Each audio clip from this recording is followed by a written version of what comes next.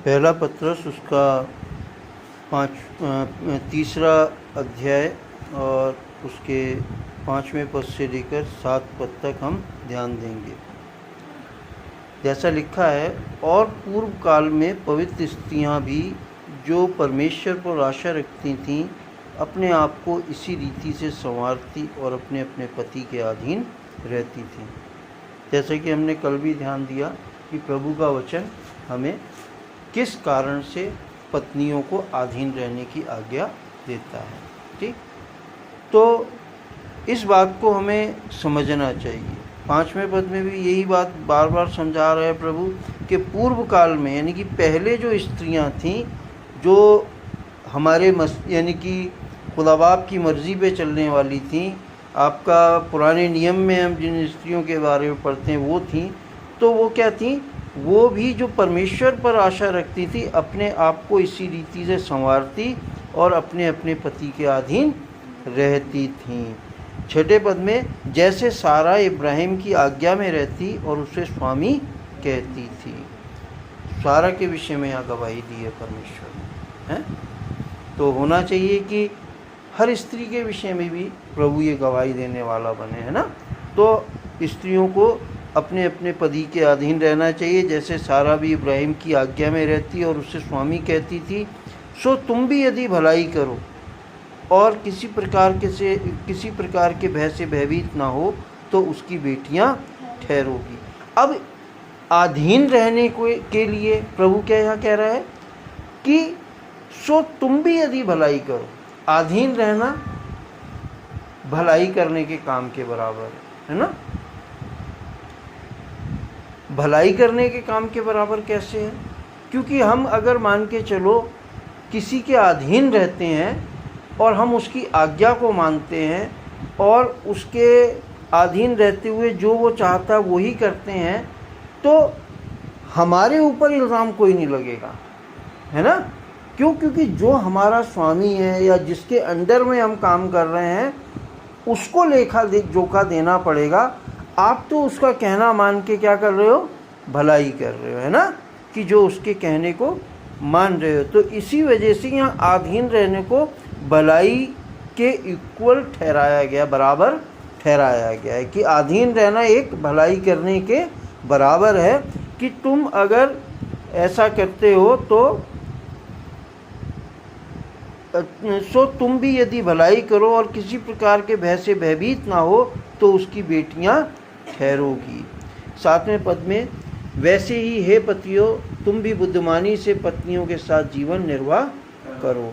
यहाँ पतियों के विषय में भी प्रभु यही कहता है कि जब अधीन रहने के लिए पतियों के अधीन रहने के लिए कहा है, तो पतियों के लिए भी एक कड़ी चेतावनी है जिसे कहा जाए, है ना?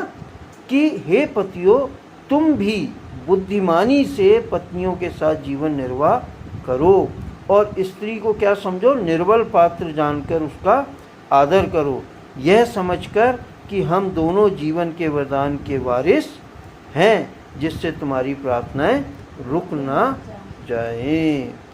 बहुत बड़ी बात यहाँ प्रभु ने हमें इस आयत के जरिए प्रभु हमारे जीवन में इस भेद को खोलना चाहते हैं कि अक्सर क्या होता है कि परिवारों में कलह होता है? पति पत्नी के दिमाग नहीं मिलते हैं, और पति पत्नी के जब दिमाग नहीं मिलते हैं तो धीरे धीरे क्या होता है कि घर में एक फूट पड़ने लग जाती है। यीशु मसीह इसके विषय में क्या कहते हैं? मत्ती में भी लिखा हुआ है कि जिस घर में फूट पड़ती है वो घर बसने नहीं पाता है ना? जबकि ये बात किसने कही थी? आपका फरीसियों ने कहा था कि ये शैतान के द्वारा जो है लोगों के अंदर से दुष्ट आत्माओं को निकालता है और बीमारों को चंगा करता है। किसके द्वारा? शैतान के द्वारा। तो यीशु मसीह ने कहा था कि मैं ऐसा नहीं करता, क्योंकि एक परिवार में अगर फूट पड़ जाए, यानी कि एक दूसरी जगह जाए, दूसरा दूसरी जगह जाए, फूट पड़ जाए, तो वो घर कभी बसने नहीं पाता है। तो हमें इस बात को भी समझना चाहिए और जानना चाहिए कि क्योंकि अगर हमारे आपस में फूट रहती है, तो क्या है कि पति पत्नी को परमेश्वर ने आशीष दी है कि वो एक साथ मिलजुल करके इस सृष्टि में अपने जीवन को बिताएं। और अगर वो इस सृष्टि में मिलजुल कर जीवन को बिताते हैं, पत्नी जो है पति के अधीन रहती है, उसकी आज्ञा का पालन करती है, अपना हुक्म नहीं चलाती, ठीक, और पति जो है पत्नी को एक निर्बल पात्र समझकर उसका आदर करता है और बुद्धिमानी से पत्नी के साथ अपने जीवन को निर्वाह करता है, तो क्या है कि परमेश्वर इस चीज़ को देख के प्रसन्न होते हैं।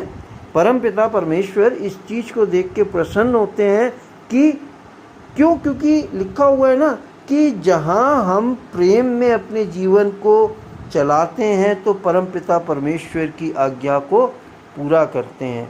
क्योंकि जैसा लिखा हुआ है कि यदि तू परमेश्वर से अपने सारे मन, अपनी सारी बुद्धि और अपनी सारी शक्ति से प्रेम रख, और वैसे ही दूसरी आज्ञा की अपने पड़ोसी से अपने समान प्रेम रख। तो अगर कायदे से देखा जाए तो अगर हम एक साथ रहते हुए हैं और पति पत्नी प्रेम आपस में रखते हैं तो ये परमेश्वर की एक आज्ञा है। और जब दोनों मिलजुल कर एक मन से और एक मन होकर और प्रेम में होकर जो कुछ भी परमेश्वर से मांगते हैं तो वो उनके लिए पूरा हो जाता है। क्योंकि यीशु मसीह ने क्या कहा वचन में कि पृथ्वी पर यदि दो जन एक मन होकर कुछ भी पिता से मांगेंगे तो वो उनके लिए पूरा हो जाएगा। अब क्या है, यहाँ क्या लिख रहा है कि अगर तुम आपस में यह समझकर कि हम दोनों जीवन के वरदान के वारिस हैं, अगर ये समझकर कि हम दोनों जिंदगी के वारिस होने के लिए परमेश्वर की तरफ से जोड़े गए हैं, पति पत्नी यह मानते हैं और एक दूसरे के साथ प्यार से रहते हैं, तो वचन कहाँ वो पूरा होता है जो यीशु मसीह ने कहा कि दो जन यदि एक मन होकर कुछ मांगेंगे परमपिता परमेश्वर से इस पृथ्वी पर तो उनके लिए पूरा हो जाएगा। और अगर मान के चलो वो एक दूसरे से प्रेम नहीं रखते, ठीक, तो क्या होता है कि उनकी प्रार्थनाएं रुक जाएंगी, है ना, उनकी प्रार्थनाएं रुक जाएंगी। क्योंकि यीशु मसीह ने यह भी कहा कि जिस घर में फूट होती है वो घर कभी बसने नहीं पाता है। तो हमें इन बातों पर गौर करना चाहिए कि प्रभु हमें अपने जीवन को बुद्धिमानी से चलाने के लिए कहता है। हम अपनी मर्जी में अगर चलेंगे तो ठोकर जरूर खाएंगे, हैं, और अगर हम परमपिता पर भरोसा और विश्वास रखकर चलेंगे और उसकी इच्छा और उसकी मर्जी को पूरा करेंगे तो हम ठोकर नहीं खाएंगे, बल्कि हम क्या है, आशीष पाएंगे। तो इस तरीके से यदि पति पत्नी परमेश्वर के वचन को मानते हुए चलते हैं तो वो जीवन में अपने आशीषों को पाते हैं और प्रभु उन्हें उनकी प्रार्थनाओं को रोकता नहीं है, बल्कि उन्हें प्रार्थनाओं का उत्तर हर वक्त देते हुए चलता रहता है। पिताजी अपने वचन के पढ़े और सुने जाने पर बहुतायत से आशीष दें, प्रभु यीशु मसीह के नाम में, आमीन, आमीन, आमीन।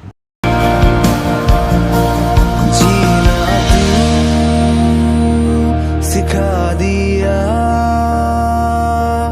ए हमदम साथिया, जीना तू सिखा दिया।